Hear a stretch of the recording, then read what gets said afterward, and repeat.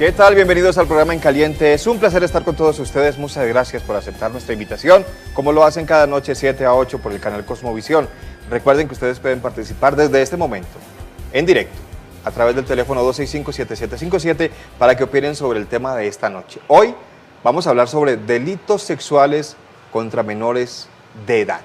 Niños, niñas y adolescentes son las víctimas de estos delitos sexuales. Vamos a hablar de qué son estos delitos, cuáles son los delitos, quiénes son los abusadores, cuáles son las penas, cómo está la legislación actualmente sobre el endurecimiento de las penas para los abusadores, y también hablamos de la defensa de estas personas, porque hay muchas cosas que tenemos que saber sobre este asunto. Para hablar de este tema nos acompaña en esta oportunidad el doctor Andrés Felipe Jaramillo Restrepo. Él es abogado penalista de Total Jurídica, la firma, repetimos, que representa a nuestro invitado esta noche. Doctor Jaramillo, muchas gracias por aceptar nuestra invitación. A usted, Germán, por la deferencia en el día de hoy, muchas gracias. Pero comencemos hablando, doctor, de definiendo los delitos sexuales, porque a veces hay una confusión, que violación, que abuso, unas confusiones que la gente de pronto debe aclarar. ¿Cuáles son, en términos generales, los delitos a los que son víctimas, delitos sexuales de los que son víctimas los menores de edad en estos momentos? Sí, en efecto. Los delitos sexuales se circunscriben a un asunto de política criminal, es decir, son aquellos delitos que menoscaban o transgreden la formación e integración sexual de los menores de edad, ¿correcto? Los delitos sexuales básicamente pues son dos, y son aquellos que se dan a través de un acto sexual con todas sus variables o a través de accesos carnales. Básicamente son esas dos categorías que trae nuestra legislación. Bueno, cuando hablamos, doctor, de acceso carnal es cuando conocemos el término como violación. ¿Ahí se habla de violación o no? Técnicamente hablando no se habla de una violación, sino que el acceso carnal atiende a cualquier penetración anal, oral o vaginal del menor abusado, niño o niña o adolescente, ¿correcto? El acto sexual también tiene otras variables, pero no siempre implica un acceso carnal. Muy bien, recordemos que el doctor Andrés Felipe Jaramillo Restrepo es abogado penalista de Total Jurídica, que está ubicado en la calle 51-5131, teléfono 448-1822. Doctor, las denuncias que se hacen normalmente ante las autoridades, pues hablan del abuso, por ejemplo. Abuso, a veces es que lo tocó, que lo vio, que lo puso a desfilar de determinada manera, y la gente siempre piensa que cuando se habla de abusos tiene que ser la penetración, como usted me decía. También puede haber otro tipo de abuso y también ser un delito sexual. Claro, de hecho lo es. Es decir, la acción encaminada a denunciar ese tipo de conductas siempre será o bien porque la conozca una persona allegada a la víctima, la misma víctima la puede poner en conocimiento de la autoridad, o la misma autoridad de oficio adelanta las gestiones pertinentes, adelantar los actos de indagación e investigación a fin de verificar la existencia de ese hecho. Muy bien, tenemos ya la primera llamada de la noche y saludamos a Ruth Luján. Ruth, buenas noches. Buenas noches. ¿Cómo le va, Ruth? Muy bien, gracias. Bienvenida, la escuchamos. Bueno, mire, ese tema es muy, muy delicado y es comprensible de que haya rechazo por parte de la comunidad. Pero aprovecho que está un abogado penalista porque también es claro que hay parejas, hombres y mujeres que después de separados han usado esta herramienta, o sea, falsas denuncias, diciendo que el papá abusa del hijo menor, por ejemplo, cuando lo tiene en días que le toca estar. Ese caso a mí me sucedió con mi pareja actual. Él se divorció y se traía a su hija normal de 4 añitos, y la expareja pues entonces muy disgustada parece ser porque está conmigo, pues nos denunció penalmente que hacíamos vejámenes ambos con la niña, y eso jamás de los jamases pasaría, por lo menos no conmigo. Y si yo veo una actitud de él en eso, yo soy la primera que lo denuncio.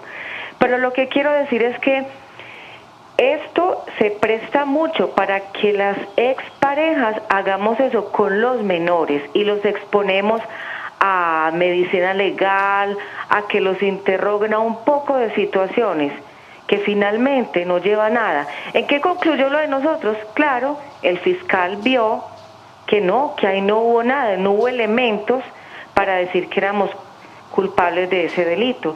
Quisiera que habláramos las consecuencias psicológicas que puede quedar, porque en este momento no se puede ver ni el padre con la niña porque la mamá no deja. Muchas gracias. Ruth, muchas gracias a usted por comunicarse con nosotros. Bueno, tenemos que decir que Ruth se nos adelantó, doctor, un poquito al tema que lo íbamos a tratar, por supuesto, más adelante, pero ya lo pusimos sobre la mesa, pues vamos a hablar de una vez de ese tema. Es cierto, doctor Jaramillo, que muchas veces no son reales estas denuncias. Obviamente, pues hay que creerle a los menores, hay que creerle a los padres cuando denuncian o a los familiares cuando denuncian un caso de abuso o de estos delitos sexuales, porque vale la pena investigar que si es verdad que está pasando o no, pero se presta, como nos dice Ruth, para que cuestiones de pareja o de exparejas pues se derivan utilizando a los menores con esas falsas denuncias. ¿Es muy frecuente esto?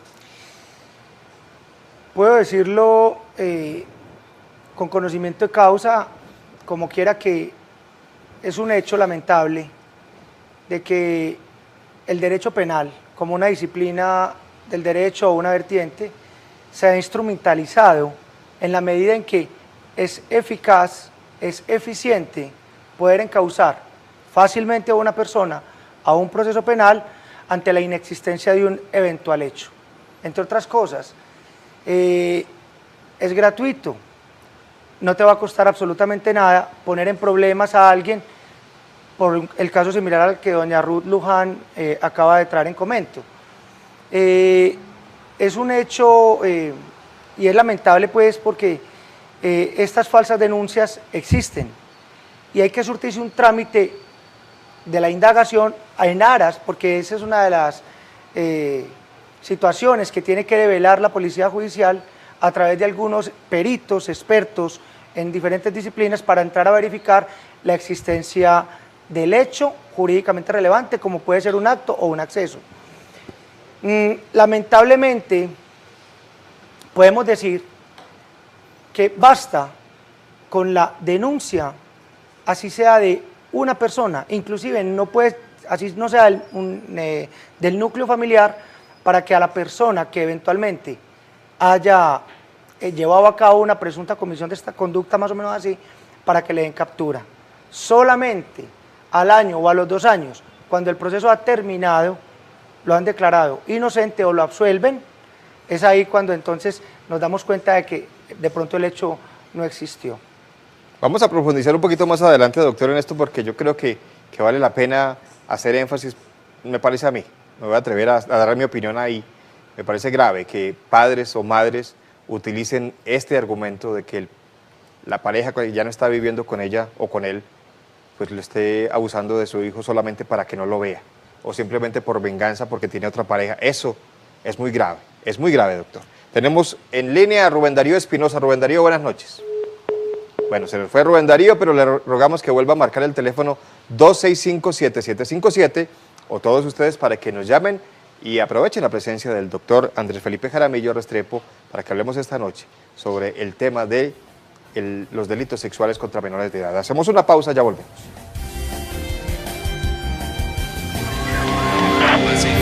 En caliente. En caliente. Ya estamos de regreso con el programa En Caliente. Muchas gracias por continuar con nosotros. Hoy nos acompaña el doctor Andrés Felipe Jaramillo Restrepo, abogado penalista, y estamos hablando sobre delitos sexuales contra menores de edad. Y nos decía nuestra televidente Ruth Luján, doctor, que las parejas a veces cuando se separan, por venganza utilizan a los niños y aparecen estas falsas denuncias de abuso sexual. Y casi siempre es de la mujer en contra del hombre, acusan al hombre, pero también conocen ustedes casos de que el hombre acuse a la mujer de ser la abusadora. Es algo muy atípico o muy inusual, pero puede eventualmente la mujer atentar contra la integridad y formación sexual de un menor de edad. Puede ocurrir eventualmente, porque de alguna manera también esos actos proclives a soslayar la norma penal pueden ser llevados a cabo por una mujer, un acto libidinoso mediante el cual pueda corromper a un menor de edad, ¿correcto? Hacen de que pueda estar incurso en este tipo de conductas. ¿Es muy inusual? Sí, pero como le cuento, puede existir un 90 o 95% de que quien sea procesado por este tipo de conductas lo sea el hombre y por lo general personas afines o allegadas a la presunta víctima, de su mismo núcleo familiar o vecinos. Muy bien, vamos a hablar también más adelante de quiénes son los abusadores, porque el abusador está muy cerca muchas veces, ya lo dice el doctor, pero yo quiero que insistamos un poquito en esto de las venganzas y falsas denuncias, porque después de que pasan los años, como nos decía Ruth, pues se descubre que no había tal, que no era cierto que había abuso y todo era una venganza porque lo había dejado o la había dejado y se consiguió otra pareja. Y después de esto, ¿qué pasa?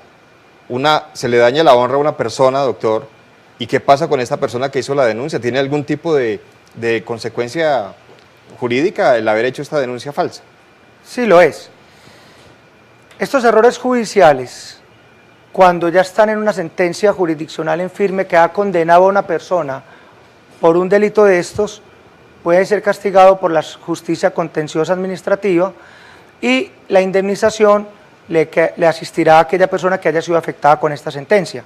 Ahora, quien es el promotor de la acción, es decir, quien va y denuncia, también puede estar incurso en otro delito que se llama falsa denuncia, cuando estas son infundadas, son temerarias o el material probatorio acopiado tampoco es suficiente para lograr vencer en juicio a una persona que está siendo procesada por este tipo de delitos.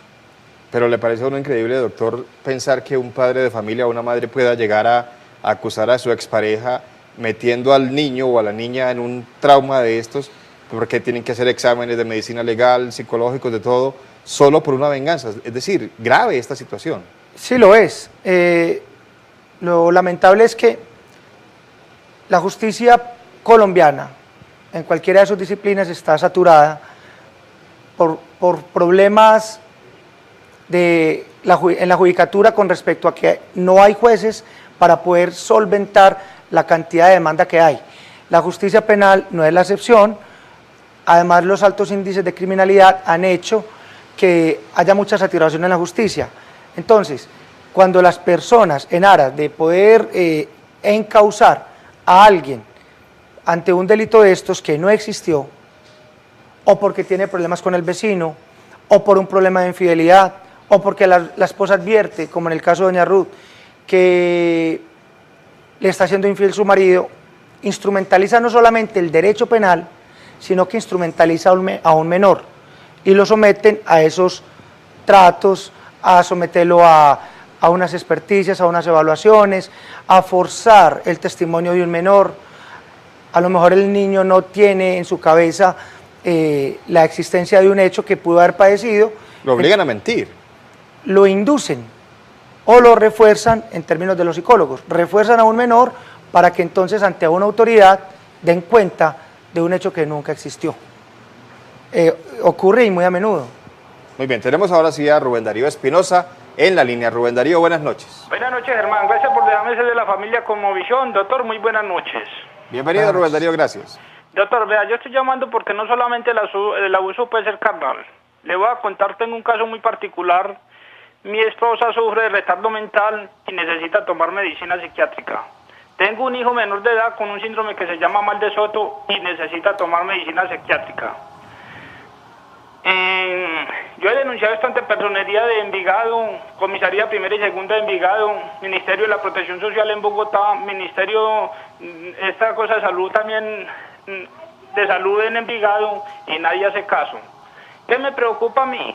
Que dice psiquiatría, si esta señora no se toma la medicina, el día de mañana se va a levantar, va a matar a los que esté ahí, se va a matar ella. Entre ellos va a caer mi niño. ¿Por qué me preocupa? Lo que decía la señora, a mi pequeño lo pusieron a decir que yo los maltrato. Cuando si van y hacen una investigación bien a fondo, van a encontrar que en todas las EPS y en todas las partes donde lo asisten a mis niños los médicos, yo soy el que lo llevo, el que le tiene todo listo, ponen a mi niño a mentir y entonces ¿qué dicen las comisarias? Todo lo que diga el niño hay que usarlo en contra de él, no han hecho una investigación como se debe, use la demanda en fiscalía y los fiscales son tan ingenuos que dicen que ahí no hay castigo. Muchas gracias, doctor. Cualquier consejo se lo agradezco. Muchas gracias, Rubén Darío, por comunicarse con nosotros. Bueno, un poco distinto el caso, pero podemos responderle de todas formas, doctor Jaramillo. Sí, no hay problema, don Rubén. Se le puede decir que cualquier autoridad a nivel nacional está obligada a recepcionar su denuncia y darle el trámite respectivo, inclusive independientemente de donde la instaure. Suele suceder en algunas inspecciones de policía, en algunas entidades, directamente en fiscalías, que las denuncias muchas veces no son procedentes, o porque dudan de la existencia del hecho, o porque crean que la persona tiene algún déficit mental, entonces no le dan curso a esta denuncia. Y que quien debe resolver finalmente es el destinatario de esa denuncia, que es un fiscal, quien solo podrá determinar si esa conducta es una conducta típica, si la conducta existió, solamente lo puede hacer a través de los investigadores judiciales. Y el hecho de que una denuncia interpuesta sea devuelta por quien la recepciona, le cabe la acción de tutela, porque es un derecho fundamental que le asiste a todos los ciudadanos, o en su defecto también cabría, porque es una causal de mala conducta, aquellas denuncias disciplinarias a las que hay lugar por no darle trámite a una denuncia que eventualmente pueda interponer algún ciudadano. Muy bien, volvamos, doctor, a hablar del tema de los delitos sexuales, y usted me decía hace un segundo que los abusadores, los que cometen estos delitos, están muchas veces muy cerca, son personas familiares inclusive de estos menores, niñas, niños y adolescentes, padres, padrastros, hermanos, tíos, gente muy cercana. Eso es lo que normalmente se reciben en los casos que ustedes manejan. Sí, no tanto el padre biológico, sería un vejamen, aunque puede existir, pero... Ha habido casos, por supuesto. Sí, sí, han existido esos casos, pero son más comunes en los padrastros, en los tíos, en los primos, personas que tienen un acercamiento directo con una menor víctima, pueden abusarlos eventualmente. Entonces, de hecho lo es.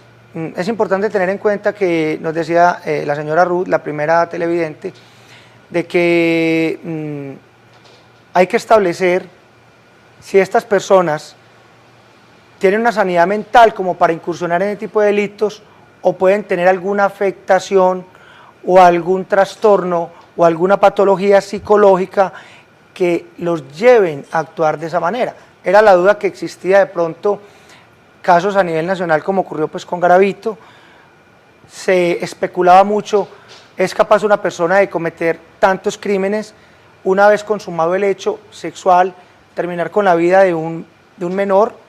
Y que no fue uno ni dos, sino que fueron muchos. Cientos de niños. Cientos, entonces puede pensarse que esa persona padezca un trastorno mental, se puede verificar a través de una experticia científica, a través de una pericia psicológica, a través de una pericia psiquiátrica, porque esa es otra situación que hay que tener en cuenta.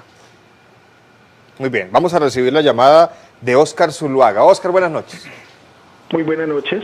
¿Cómo le va, Óscar? Muy bien, ¿ustedes? Muy bien, muchas gracias. Bienvenido, lo escuchamos. Apenas.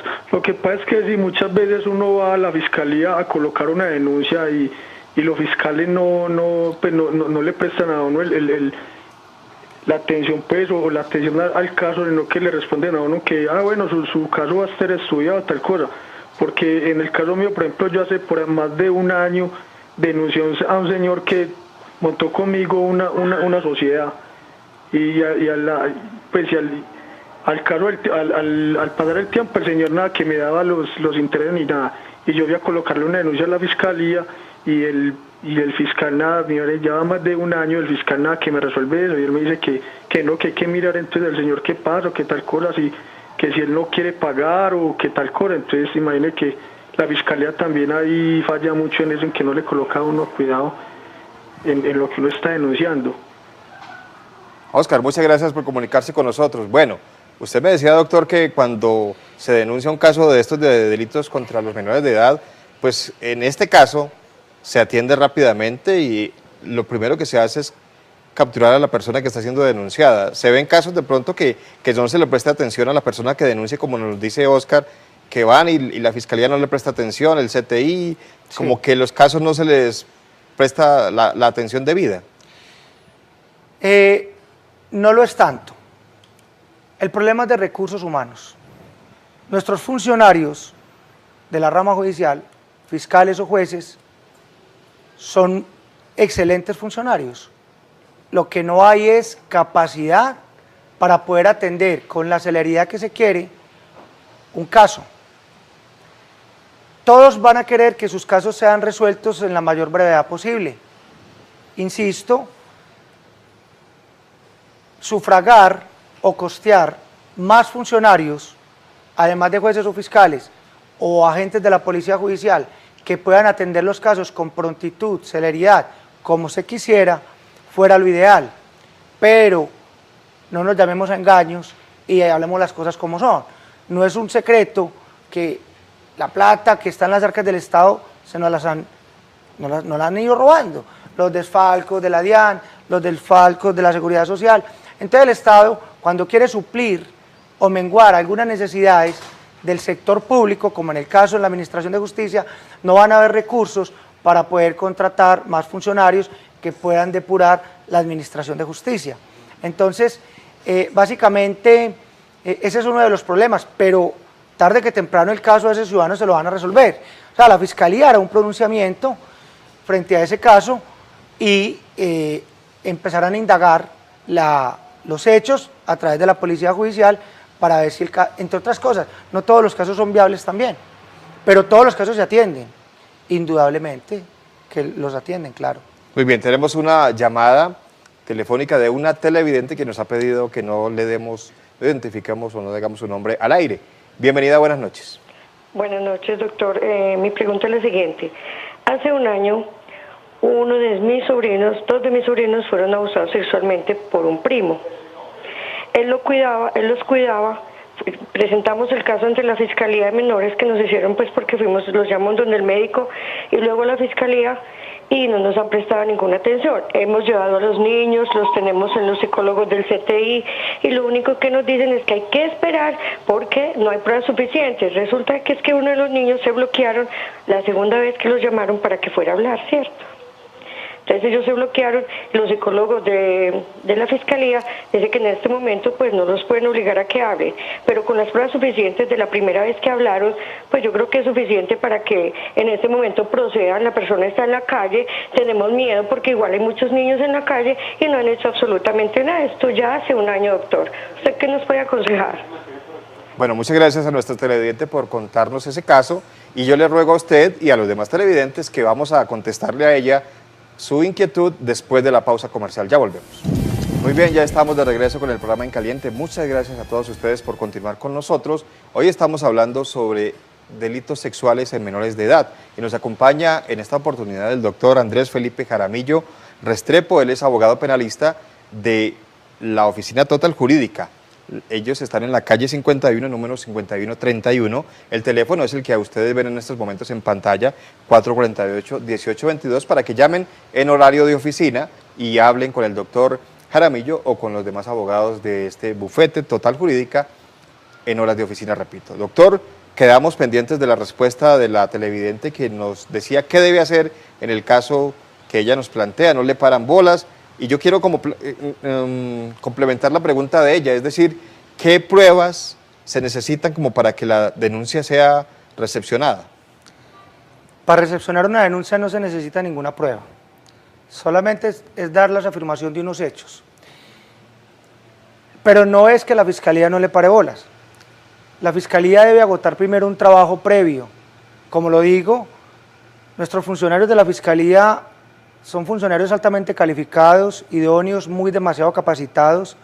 Digo yo que son muy buenos fiscales, al menos en una formulación jurídica seria, coherente, y es eso precisamente, no la desidia o abstinencia de poder avanzar un caso, sino de poder llegar no con certeza, con alguna probabilidad de acierto de la comisión de un hecho como es tan delicado la denuncia de un delito sexual que atenta contra la formación sexual de un menor de edad. Al fiscal se le exige que para poder llevar un caso a un proceso debe armarse o construir prueba suficiente para poder comparecer ante un juez. Tiene que construir un caso. Tiene que construirlo.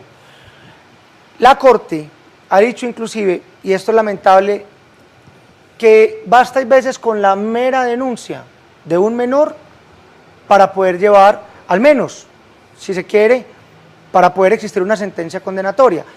Hoy por hoy hay capturas bastando solamente la denuncia. ¿Qué pasa en el caso de la televidente? En efecto, hay una denuncia. Denuncia que primero interpone un menor, recepcionada con todas las formas que se exigen, y luego la acompaña la denuncia del tutor, curador de ese menor, que puede ser su representante legal, el papá o la mamá. ¿Qué entiendo yo que puede estar pasando con ese fiscal? Que pueden estar al menos valorando o apreciando de manera primigenia las aserciones de ese menor, o de esa menor, o de esos menores, porque al parecer dice que son dos. Sí, son dos. Para establecer la veracidad del testimonio, median algunas experticias como las de algunos psicólogos forenses especializados en este tipo de delitos o de psiquiatras forenses. Entonces, cuando la Fiscalía no tiene suficiente elementos, al menos sólidos o contundentes, para llevar el caso a juicio, no va. ¿Por qué? Porque ellos, en medio de la sensatez, se abstienen antes de dar un paso en falso, porque ellos también están obligados, en razón a la objetividad, de saber cómo van a llevar los casos. Ahora, es un asunto muy personal del fiscal, pero es un proceder a los que por ley están llamados a hacer. Bueno, antes de recibir la llamada de Edwin, le ruego que nos aguarde un segundo, por favor, ya vamos a atender su llamada, pero nos había llamado antes una televidente que no quiso salir al aire, pero nos contó su historia. La voy a tratar de resumir, doctor, de la siguiente manera. Dice ella que tiene una niña de 2 años, de edad, y esta niña le ha manifestado a la señora, a su madre, que el papá de ella la está tocando en sus partes íntimas y además le da besitos en la boca y le dice que eso es normal entre los padres. Al confrontar al padre, pues él niega los hechos, pero la señora insiste en que pues una niña tan pequeña de 2 años, ¿cómo se va a inventar esta historia? Y le cree a la niña. El paso a seguir, ¿cuál es? Con mucha reserva y sigilo se deben recibir este testimonio de una menor. Existen posiciones diametralmente opuestas, quienes están atendiendo el testimonio de la menor, pero es por su inmadurez psicológica que de alguna manera hay que recibir con algún beneficio esa aserción. Son palabras de la menor. Ahora, ¿qué es lo que se sanciona? El acto malintencionado libidinoso. ¿Por qué? Porque indudablemente siempre existirá del padre a su menor hijo un contacto, siempre lo habrá, ¿sí? Y manifestaciones de cariño. Manifestaciones de cariño, como quien baña a su niño en una bañera. Pero ella dice, le toca con el dedo, le introduce y adelante y atrás, para ser más claros, porque tenemos que ser claros en este caso. Muy bien.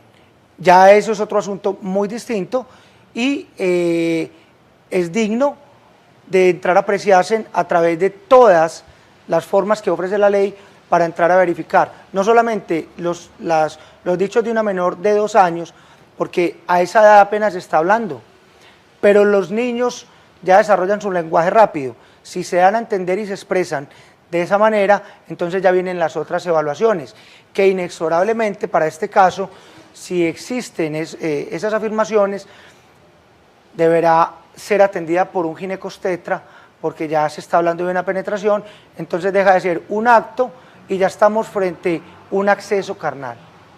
Muy bien. Vamos a recibir ahora sí la llamada de Edwin. Muchas gracias, Edwin, por esperarnos. Adelante, lo escuchamos. Buenas noches. Buenas noches. Doctor, para hacerle una consulta, ¿qué rol cumple el investigador dentro del tipo de proceso penal de abuso sexual? El investigador. Sí, señor. ¿Qué rol cumple el investigador privado?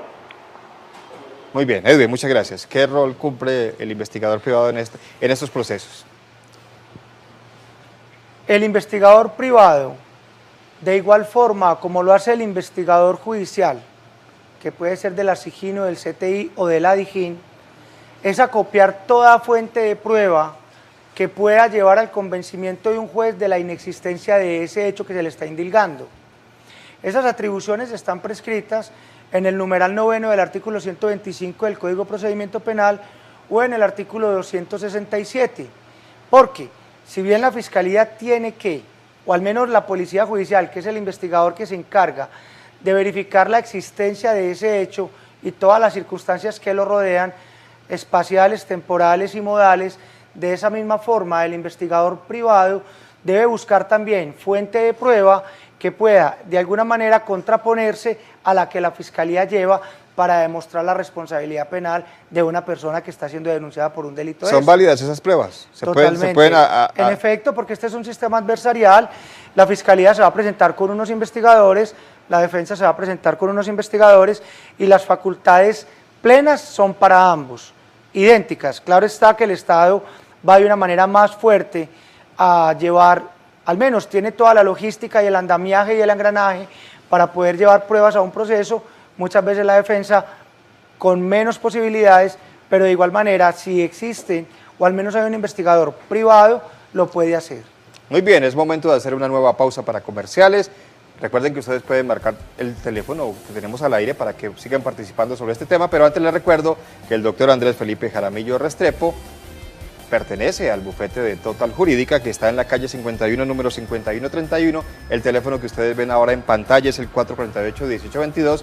Pueden llamarlo a él o a los demás abogados de Total Jurídica mañana en horas de oficina. Después de la pausa regresamos.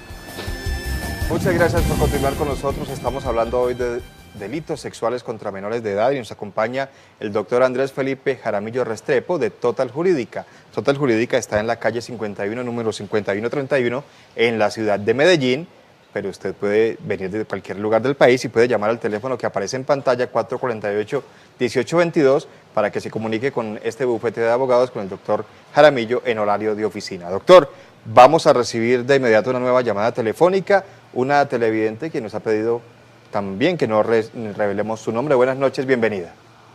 Aló, muy buenas noches. Buenas noches.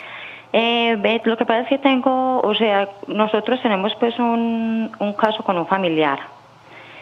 Él está condenado en primera instancia a más de 15 años por una calumnia. La mamá pues de la menor, la niña tiene 10 años, y la mamá de la menor, ¿cómo le digo yo? Manipuló pues a la niña para que mintiera en contra de mi hermano.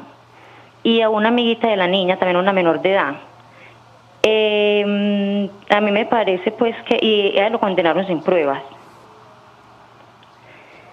A él no le encontraron, la fiscalía no hizo pues ningún tipo de investigación.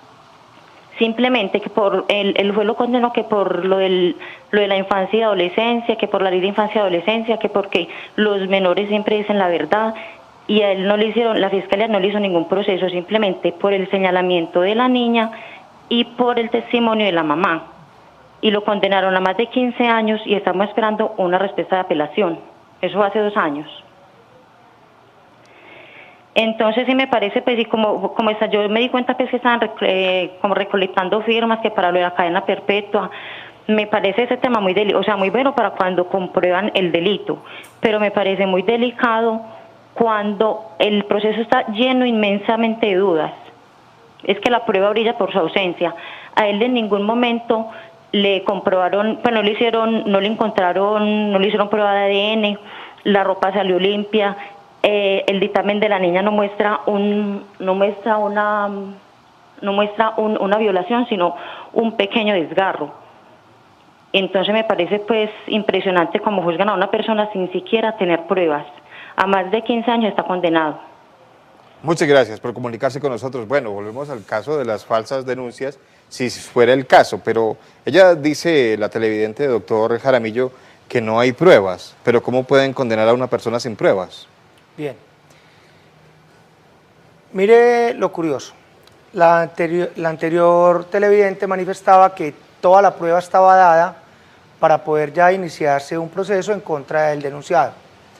Ya esta dama nos dice que, aún sin pruebas, el juez ha emitido una sentencia condenatoria. Lo que pasa es que para el común de la gente, lo que puede ser prueba suficiente, para un jurista quizás tal vez no lo sea.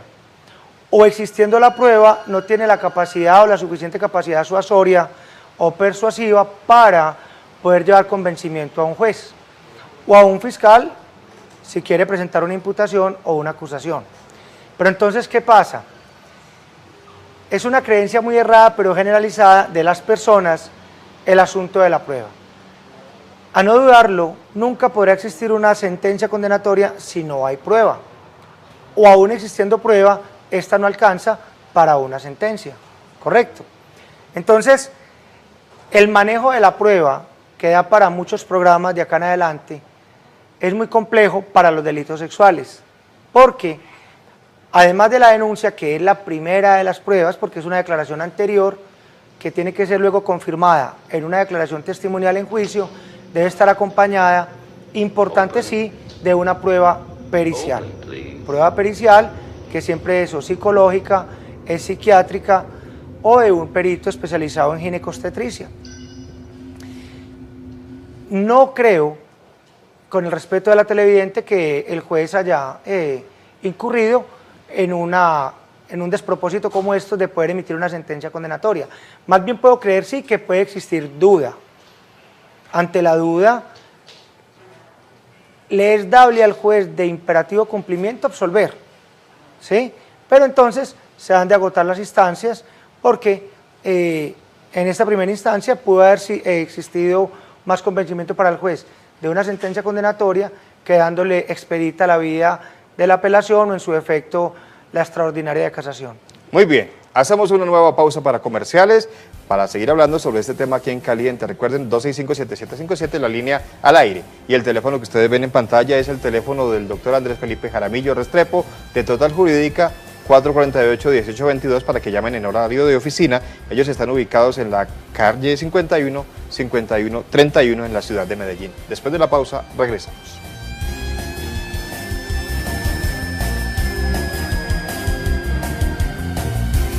Ya estamos de regreso con el programa En Caliente. Muchas gracias por continuar con nosotros. Nos acompaña esta noche el doctor Andrés Felipe Jaramillo Restrepo, de Total Jurídica, ubicados en la calle 51-51-31 de la ciudad de Medellín. El teléfono de esta oficina de abogados es el 448-1822 para que ustedes llamen en horario de oficina. Por lo pronto pueden marcar el teléfono 265-7757 para que se comuniquen con nosotros aquí en el estudio. Total Jurídica, 448-1822. Y tenemos en línea a Mariela Escobar. Mariela, buenas noches. Buenas noches. ¿Cómo está? Muy bien, los felicito por el programa y quisiera saber algo.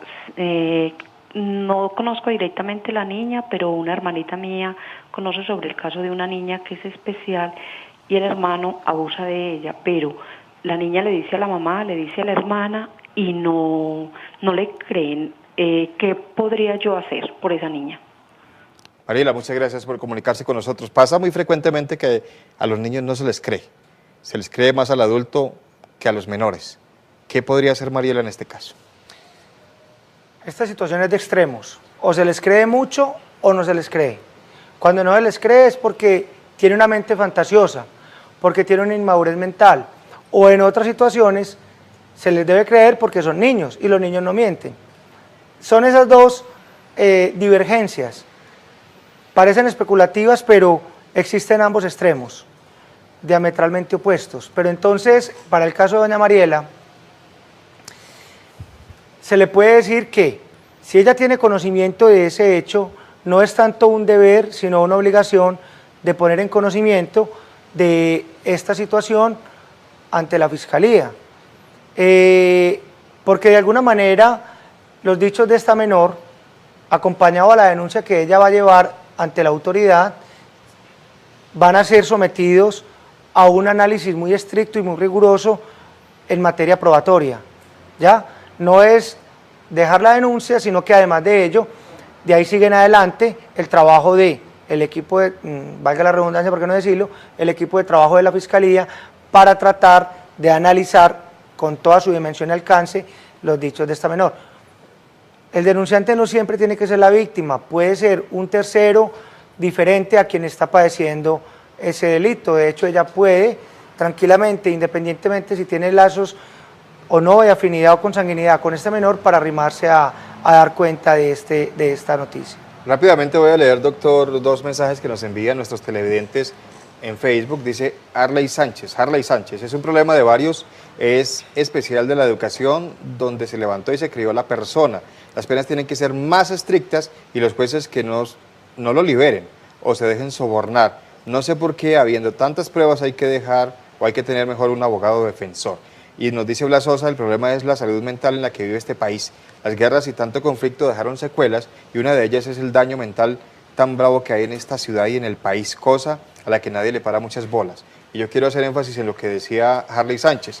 Con tanta prueba, ¿para qué abogado defensor? Hay que defender al violador también o al abusador. Sí, indudablemente, pero teniendo en cuenta que hay una situación o hay dos aspectos que a las personas que incurren en este tipo de delitos, independientemente de lo que hayan cometido, los va a asistir siempre dos cosas. Una cosa que es un proceso debido, es decir, para que sean bien juzgados, y dos, que esas personas nunca van a dejar de ser seres humanos, seguirán siendo personas y les asiste un derecho que se llama la dignidad humana, por lo cual, resulten vencidos en juicio o no, deben de ser bien tratados. Eso es importante tenerlo en cuenta.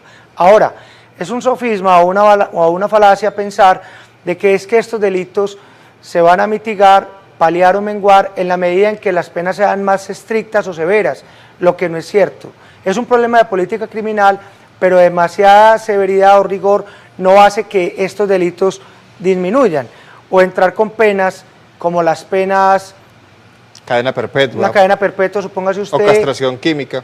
O esa infertilización de la que están hablando para extirpar los miembros de las personas que incurren en estos delitos como sanción o como consecuencia al hecho reprochado hacia él. Es una política que no tiene ningún asidero jurídico en Colombia, máxime que para ello tendría que empezarse a reformar la Constitución a través de actos legislativos, y eso degrada de alguna manera la dignidad humana en las personas, y también soslayarían algunos tratados internacionales a los cuales está suscrito Colombia. Muy bien, doctor, se nos acaba el tiempo. Muchas gracias por habernos acompañado esta noche aquí en el programa. Por haberme invitado. Muchas gracias. Recuerden que el doctor Andrés Felipe Jaramillo, de Total Jurídica, lo pueden ubicar ustedes en la calle 51, número 5131, en la ciudad de Medellín, en el teléfono que aparece en estos momentos en pantalla, 448-1822. Llamen, por favor, en horario de oficina. Mañana pueden llamar. A todos ustedes, muchísimas gracias por habernos acompañado esta noche. Recuerden, En Caliente, 7 a 8 de la noche por el canal Cosmovisión. Que descansen.